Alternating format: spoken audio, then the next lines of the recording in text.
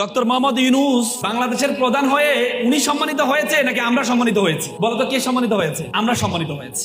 আমাদের একজন পোস্টার বয় আছেন, সারা বিশ্বে সবচেয়ে বেশি পরিচিত আজকে আমাদের দেশের প্রধান বর্তমানে ডক্টর মোহাম্মদ ইউনূস। ডক্টর মোহাম্মদ ইউনূসকে 2012 সালে স্কটল্যান্ড গ্লাসগো কানাডিয়ান ইউনিভার্সিটি ওনাকে ভিসি বানিয়েছেন, একটা পাবলিক ইউনিভার্সিটি। সেই ইউনিভার্সিটির সংবিধানে আছে যে ইংল্যান্ডের নাগরিক না হলে সে ভিসি হতে পারবে না। শুধুমাত্র ডক্টর মোহাম্মদ ইউনূসকে প্রধান বানানোর জন্য ওনারা সংবিধান পরিবর্তন করে ওনাকে ভিসি বানিয়েছেন। 105টি বিশ্ববিদ্যালয়, 33টি দেশে ওনাকে নিয়ে গবেষণা করা হয়, ওনাকে নিয়ে পড়াশোনা করা হয়। উনি পৃথিবীর সবচেয়ে বৃহৎ 3টি পুরস্কার, এক হচ্ছে নোবেল পুরস্কার, আমেরিকান প্রেসিডেন্সিয়াল অ্যাওয়ার্ড এবং ইংল্যান্ডের সবচেয়ে বড় অ্যাওয়ার্ড, 3টি অ্যাওয়ার্ড পেয়েছেন। পৃথিবীর মাত্র 12 জন মানুষ এই অ্যাওয়ার্ডটি পেয়েছে, মাত্র 12 জন মানুষ।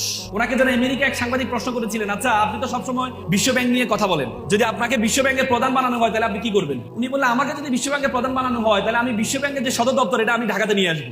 তো বললো যে আপনি ঢাকাতে নিয়ে আসবেন কেন?